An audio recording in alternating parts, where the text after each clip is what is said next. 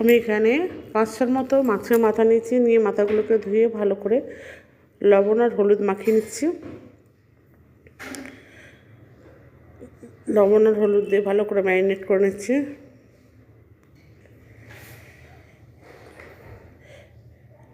এবার আমি কড়াইতে তেল বসিয়ে দিচ্ছি। কড়াইতে তেল গরম হয়ে গেছে। মাছের মাথাগুলো কড়াইতে দিয়ে আমি ভালো করে ভেজে নিচ্ছি। ভাজা হয়ে গেছে, আমি তুলে নিলাম। আমি বাকি মাছের মাথাগুলোও ভেজে নিচ্ছি। ভেজে আমি এটাকেও তুলে নেব।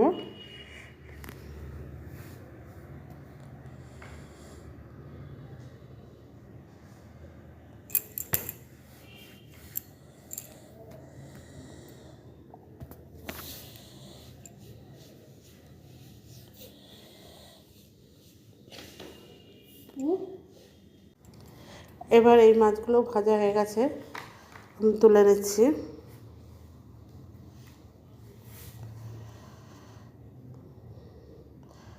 এখানে আমি প্রায় 600 গ্রামের মতো সিমের দানা নিচ্ছি। নিয়ে সিমের দানাগুলোকে ভালো করে ছাড়িয়ে নিচ্ছি। দিয়ে এবার একটা কুকার নিচ্ছি। কুকারে সিমের দানাগুলোকে ভালো করে আমি সেদ্ধ করে নেব।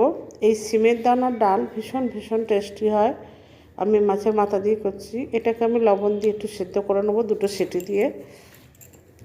এবার আমি একটা মিক্সার বাউলে কাঁচা লঙ্কা, আদা দিয়ে একটা পেস্ট বানিয়ে নিচ্ছি। এবার সিমের দানাগুলো সেদ্ধ হয়ে গেছে। এবার আমি কড়াইতে আবার একটা অন্য কড়াই নিয়ে ওই কড়াইতে আমি 2টো শুকনো লঙ্কা ফোড়ন হিসেবে দিচ্ছি, 2টো তেজপাতা দিচ্ছি, আর 5 ফোড়ন দিয়েছি। দিয়ে সমস্ত এগুলোকে ভেজে নেব। 5 ফোড়নগুলো, তেজপাতা, শুকনো লঙ্কা ভেজে নিয়ে এবার আদা আর কাঁচা লঙ্কার পেস্টটা দিয়ে মাছের মাথাটা দিয়ে এখানে জিরে গুঁড়ো, ধনে গুঁড়ো দিয়ে ভালো করে আমি মাছের মাথাটাকে ভেজে নিচ্ছি। এবার আমি লবণ দিলাম। লবণটা আমি আমার অল্প দিচ্ছি, হলুদ গুঁড়ো দিচ্ছি।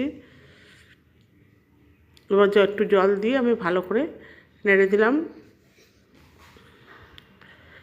দিয়ে এবার সিদ্ধ করা সিমের দানাগুলোকে আমি দিয়ে দিচ্ছি। দিয়ে ভালো করে আমি নেড়ে ছেড়ে দিচ্ছি। নাড়াচাড়া হয়ে গেছে। এবার আমি একটুখানি বয়েল করে নিয়ে লাল লঙ্কার গুঁড়ো দিয়ে দিলাম। দিয়ে লাল লঙ্কার গুঁড়ো দেওয়ার পর বয়েল করে নিয়ে এবার আমি নামিয়ে নিচ্ছি একটা পাত্রে।